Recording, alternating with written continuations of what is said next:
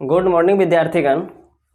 अब आप लोग को बिहार एसएससी लेवल का मैथ का क्लास जो है आज 8वां क्लास जाने वाला है। ठीक है, और आप लोग ध्यान से पढ़िए और समझिए। ठीक है, तो आज का पहला क्वेश्चन है कि यदि x + 1/x बराबर 4 हो तो x - 1/x का मान ज्ञात करें। ठीक है, x + 1/x और 4 हो तो किसका मान निकालना है, x - 1/x का मान ज्ञात करें। चलिए, तो इसको निकालने के लिए क्या करेंगे कि इसको निकालने के लिए फॉर्मूला नोट कर लीजिए कि x - 1/x पूछे तो आपको क्या करना होगा, रूट अंडर जो इसका दिया हुआ कि x + 1/x का बराबर 4, इसका स्क्वायर करेंगे और इसमें 4 को घटाना है।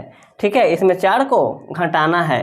ठीक है, घटाव पूछेगा तो घटाना है, अगर जोड़ पूछेगा तो जोड़ना है 4 को, लेकिन हमेशा 4 ही जुटेगा या घटेगा। ठीक है, इसको याद रखना है। तो 4 का स्क्वायर हो जाएगा 16 और -4 तो कितना हो जाएगा आपको 12। 12 का निकालेंगे तो 2 रूट कितना हो जाएगा आंसर, 2 रूट 3। ठीक है, ये आपका हो जाएगा आंसर। लेकिन इस बात को याद आपको रखना होगा कि जब इस बात को याद रखना होगा कि जब आपको प्लस में दे दिया गया है और माइनस में पूछ रहा है तो आपको यहाँ पर क्या करेंगे, माइनस करके निकालना है। लेकिन हमेशा याद रखना होगा आपको कि 4 को ही घटाएंगे। ठीक है, 4 को ही घटाना है, यहाँ कुछ भी रहे लेकिन यहाँ आपको कितना घटाना है, 4 घटाना है। अगर आपको यहाँ माइनस दे देवे और यहाँ आपको प्लस दे देवे तब आपको क्या करना होगा कि यहाँ प्लस करके निकालेंगे। ठीक है, इस तरह से नेक्स्ट क्वेश्चन है।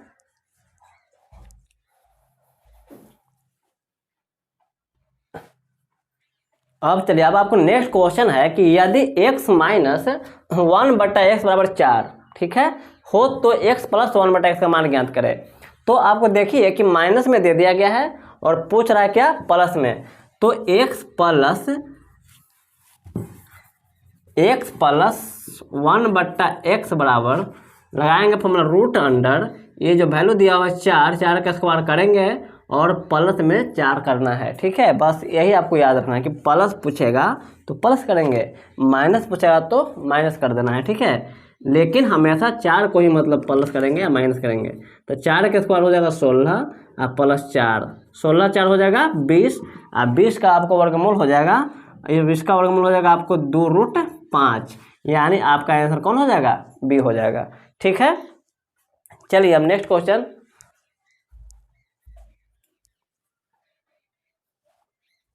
अगला क्वेश्चन है कि यदि x - 1/x बराबर 4 हो तो x बराबर वाट।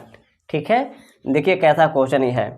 यदि x - 1/x बराबर 4 हो तो सीधे क्या पूछ रहा है आपको, x पूछ रहा है कि x का वैल्यू क्या होगा। ठीक है, तो सबसे पहले क्या करेंगे कि x - 1/x बराबर कितना दे दिया गया है, 4, इसको लिख लेंगे, इसको हम मान लेंगे इक्वेशन फर्स्ट।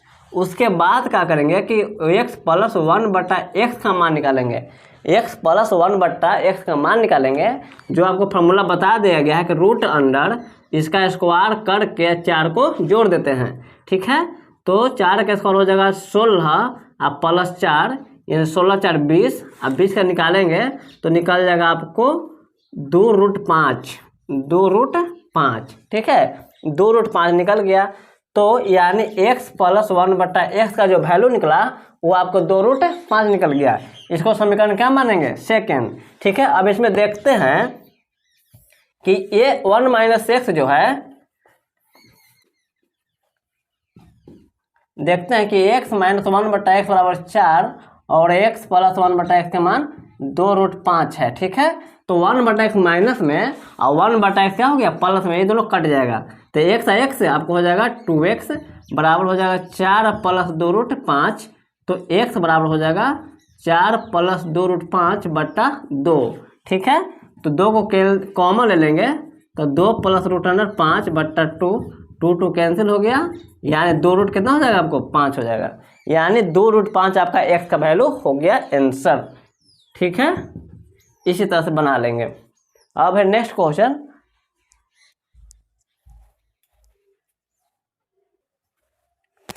अब आपको नेक्स्ट क्वेश्चन है कि यदि विक्रयमूल्य से 60 अधिक है तथा लाभ हो रहा है 15%। ठीक है, तो क्रयमूल्य क्या होगा।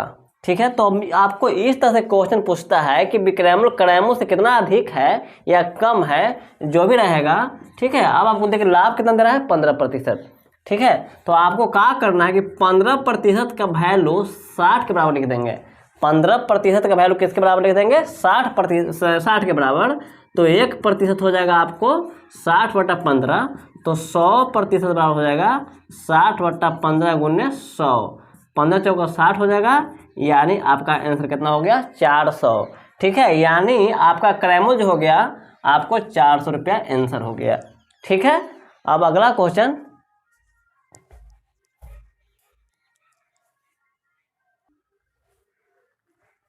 अब आपको अगला क्वेश्चन है कि एक किसी कार्य को 3/4 भाग को 12 दिन में पूरा करता है, ठीक है। 3/4 भाग 12 दिन पूरा करता है, और बी इसी कार्य को 4/5 भाग को 20 दिनों में पूरा कर सकता है। यदि वे दोनों साथ मिलकर कार्य करें तो कार्य को कितने दिनों में पूरा कर सकता है, ठीक है।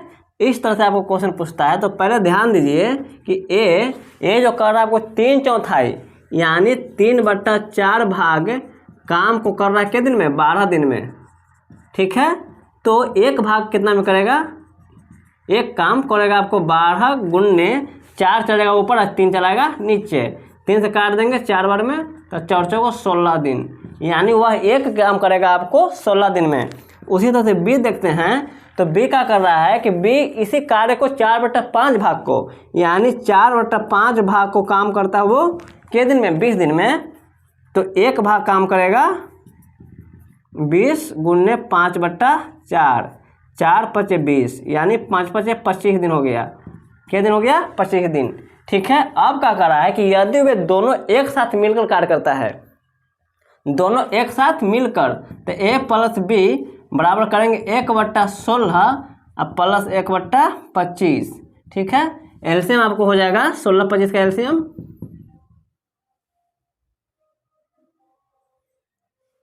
16×5 = 80 और 16 दूना 32 और 8 40, 400 हो जाएगा, यानी 25, यहाँ पर हो जाएगा आपको 16, यानी 41/400। इसको पलट देते हैं तो 400 बट्टा हो जाएगा 41, ठीक है। इसको पूर्णांक में तोड़ेंगे तो आपका आंसर कौन हो जाएगा, बी हो जाएगा, यानी 9.31/41, ठीक है। यानी आपका आंसर कौन हो जाएगा, बी हो जाएगा, ठीक है। तो इस तरह से इस क्वेश्चन को बना देंगे। चलिए अब है आपको नेक्स्ट क्वेश्चन।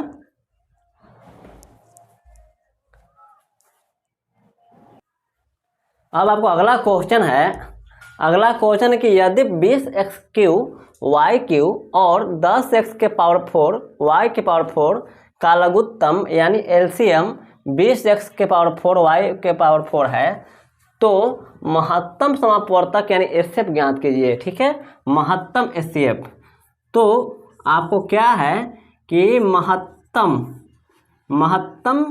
समापवर्तक फॉर्मूला होता है कि पहली संख्या गुणे दूसरी संख्या बट्टा होता है एलसीएम, ठीक है। पहली संख्या गुणे दूसरी संख्या बट्टा होता है एलसीएम। तो पहली संख्या आपको कितना हो गया, 20x³ y³ गुणे दूसरी संख्या हो गया आपको 10x⁴ y⁴, बट्टा में करेंगे एलसीएम दिया हुआ है आपको 20 x⁴ y⁴, ठीक है। तो 20 से 20 का हो गया कैंसिल, x⁴ कैंसिल, ये कैंसिल हो गया, यानी आपका आंसर यहाँ 10 बच गया और यहाँ पर बच गया आपको x³ और y³, ठीक है। यहाँ पे आपको 10 बच गया और x³ और y³ आपको बच गया, यही आपका क्या हो गया, एचसीएफ, ठीक है। यानी आपका आंसर हो जाएगा 10x³ और y⁴, ठीक है। यह मिस हो गया, ठीक है। यानी आपका आंसर कौन हो जाएगा, सी हो जाएगा, ठीक है। अब आपको है नेक्स्ट क्वेश्चन।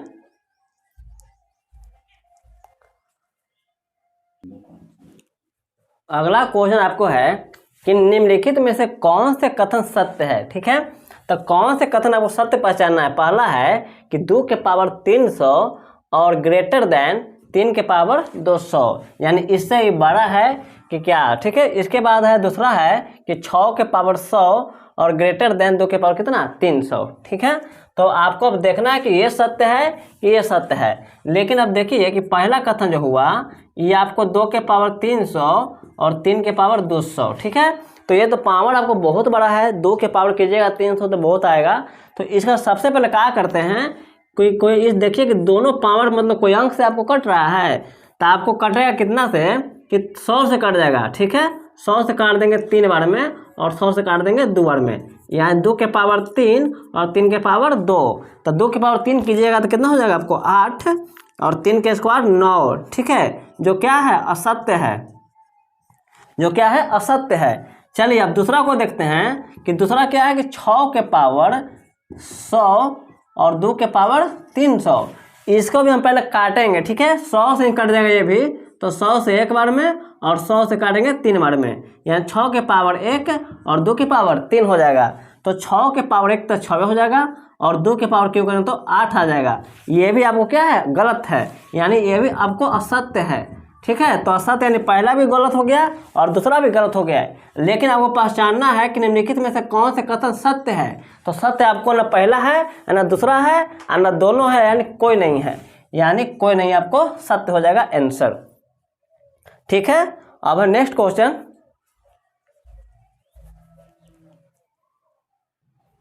अब आपको नेक्स्ट क्वेश्चन है कि यदि a बराबर 2/3 b और b बराबर 4/5 c है तो a अनुपात b अनुपात c का मान क्या होगा, ठीक है। तो सबसे पहले देखिए कि a बराबर 2/3 b है, ठीक है। तो क्या करना है कि a के पास b को लाइए, तो b आपको मल्टीप्लाई में यहाँ है तो यहाँ आएगा तो नीचे आ जाएगा बराबर 2/3, यानी कहे का मतलब कि a अनुपात b बराबर हो जाएगा 2/3, ठीक है। a अनुपात b का मान कितना हो गया 2/3।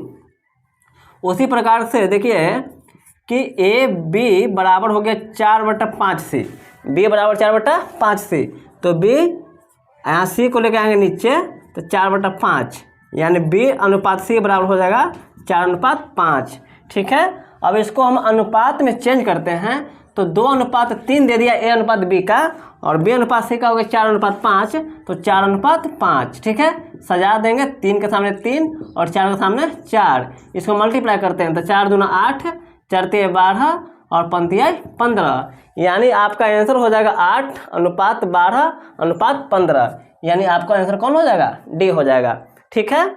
अब आपको है नेक्स्ट क्वेश्चन,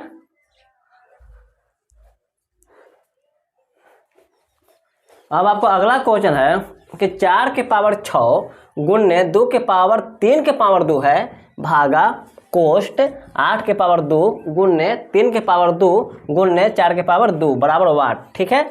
इसका वैल्यू निकालने के लिए कहा आपको, तो क्या करेंगे 4 के पावर 6 गुणने 2 के पावर 3 के पावर हो जाएगा 2 भागा 8 के पावर 2 गुणने 3 के पावर 2 गुणने 4 के पावर 2, ठीक है। इसको ब्रैकेट में बंद है, ब्रैकेट में बंद है, यानी भागा के मतलब होता है बट्टा। आई पूरा वो कहाँ चल जाएगा इसके नीचे चल जाएगा, यानी इसको क्या करेंगे कि इसको चेंज कर देते हैं 2 के रूप में, तो 2 के पावर हो जाएगा 2 के पावर हो गया आपको 6 गुणने 2 के पावर हो गया 3, 3 दूना 6 कर देते हैं, भागा भागा मान क्या हो गया बट्टा। और 8 को क्या करेंगे कि 2 के पावर 3 लिख देंगे और 3 के पावर 2 तो ठीक है, और 4 का 2 के पावर 2, ठीक है, ऐसे कर देते हैं। तो आपको क्या हो जाएगा कि 2 के पावर 6 दूना 12 और 2 के पावर 6, ठीक है, और 2 के पावर हो जाएगा 3 दूना 6 और गुणने 3 के पावर 2 और गुणने 2 के पावर 4। चलिए क्या करेंगे इसमें कि ये तो एक कैंसिल हो गया, उसके बाद ये देखना है कि 2 के पावर 12 है 2 के पावर 4 है, तो बट्टा में क्या होता है पावर को घटाते हैं, जब सेम आधार है तो बट्टा में क्या करेंगे पावर को घटा देंगे, तो 2 के पावर 12 में 4 घटेगा तो 8 आ जाएगा बट्टा 3 के पावर 2, तो 2 के पावर 8 करेंगे तो 2 दूना 4, 4 दूना 8, 8 दूना 16 और 16 16 करेंगे तो 256 और बट्टा आपको हो जाएगा 3 का स्क्वायर 9, यानी 256 बट्टा आपको आंसर क्या हो जाएगा 9 हो जाएगा, ठीक है। अब आपको नेक्स्ट क्वेश्चन है,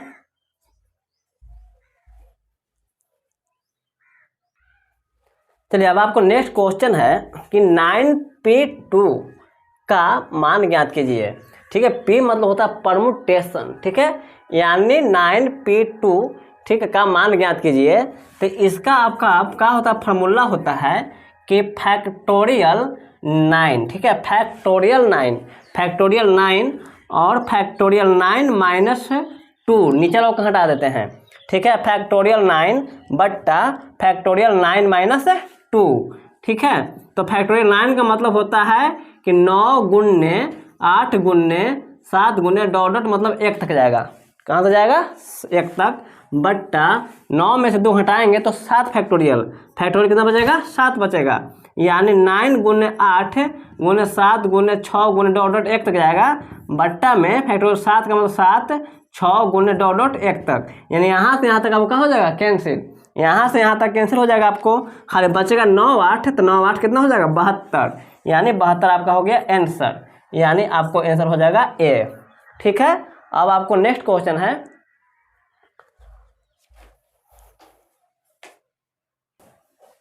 अब आपको अगला क्वेश्चन है कि एक राशि चक्रवृद्धि ब्याज पर निवेश करने से 2 वर्ष में 2420 रुपया हो जाता है, ठीक है, 2420 रुपया हो जाती है। यदि मूलधन 2000 रुपया है तो ब्याज दर प्रतिशत में क्या होगा, ठीक है, यानी आपको मिश्रधन दे दिया, मिश्रधन आपको दे दिया 2420 और मूलधन दे दिया आपको कितना 2000, ठीक है, और आपको समय दे दिया है, समय दे दिया 2 वर्ष, ठीक है, दर निकालना है, दर बराबर, तो दर बराबर निकालने के लिए क्या करेंगे कि आपका फॉर्मूला होता है मिश्रधन बराबर कि मूलधन गुणने 1 प्लस दर बट्टा 100 और बट्टा क्या करेंगे यहाँ पर समय, ठीक है, यही आपको फॉर्मूला है।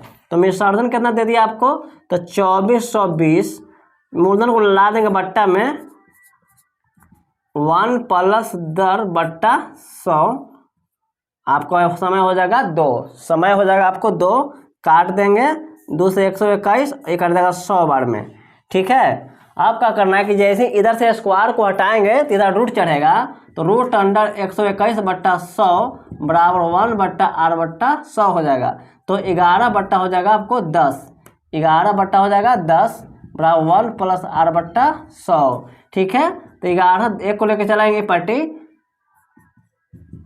तो r बट्टा 100 तो घटाएंगे तो 1 बट्टा 10 हो जाएगा, r बट्टा 100 1 कैंसिल, यानी r बराबर हो जाएगा आपको 10% आंसर, ठीक है, r बराबर आपको क्या हो जाएगा 10% आंसर, यानी आपका हो गया 10% आंसर बी हो जाएगा, ठीक है, इस तरह से बना लेंगे। अब है आपको अगला क्वेश्चन, अब आपको नेक्स्ट क्वेश्चन है कि 4 घंटियां क्रमशः 5 6 8 तथा 9 सेकंड के अंतराल पर बजती है, सभी घंटियां किसी समय एक साथ बजती है तो वे पुनः एक साथ कितने समय बाद बजेगी, ठीक है, यानी आपको 5 6 8 9 सेकंड के अंतराल पर बज रहा है, ठीक है, तो आपको अगला करके अगला बार पुनः एक साथ कौन मतलब कितने मिनट बाद आपको बजेगी, ठीक है। तो इस तरह से कंडीशन से आपको क्वेश्चन मिलता है एग्जाम में, तो आप क्या करना है कि 5 6 8 और 9 का हम निकाल लेंगे एलसीएम, ठीक है, सबसे पहले निकाल लेंगे एलसीएम, तो 2 से लगाएंगे 5 3 4 और 9, फिर लगाएंगे 3 से 5 1 4 3, अब नहीं रहेगा तो 5 चौक 20 20 तिया 60 60 दूना 120 120 दिया हो जाएगा आपको 360, ठीक है। ये तो आपको हो गया सेकंड हो गया, लेकिन आंसर आपको दे रहा है मिनट में, आंसर किस में दे रहा है मिनट में दे रहा है, तो हम भागा दे देंगे 60 से भागा, तो कट गया 0 0 66 36, यानी आपको हो गया 6 मिनट आंसर, यानी आपका आंसर हो जाएगा 6 मिनट बी आंसर, ठीक है। चलिए अब आपको है अगला क्वेश्चन,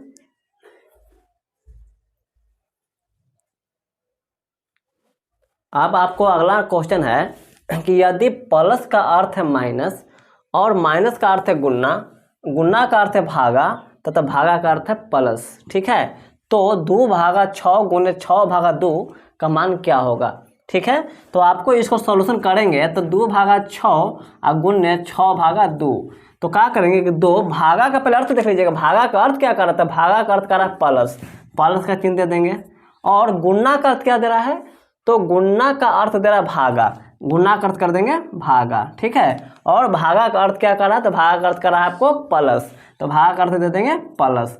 चलिए अभी आपको इसको सोल्यूशन कर देना है, तो 2 प्लस 6 में 6 से भाग लगाएंगे तो 1 आ जाएगा, प्लस 2, 2 1 3 और 3 2 5 हो जाएगा आपको आंसर, यानी आंसर आपको हो जाएगा डी। ठीक है, चलिए अब आपको नेक्स्ट क्वेश्चन। अब आपको नेक्स्ट क्वेश्चन है कि 30 छात्रों की औसत आयु 15 वर्ष है। ठीक है, 30 छात्रों की औसत आयु 15 वर्ष है। यदि अध्यापक की आयु भी शामिल कर लिया जाए तो औसत आयु 1 वर्ष बढ़ जाती है। तो अध्यापक की आयु क्या होगा? ठीक है, तो आपको सीधा सा निकाल लेंगे कि अध्यापक की आयु बराबर, ठीक है, अध्यापक की आयु बराबर। तो पहले देखिए कि 30 छात्र था और उसका औसत आयु 15 वर्ष है। ठीक है, यदि अध्यापक एक आ जाएगा तो आपका हो जाएगा टोटल आदमी 31 और गुण ने औसत 15 वर्ष था, तो औसत वर्ष भी क्या करा है कि 1 वर्ष बढ़ जाता है।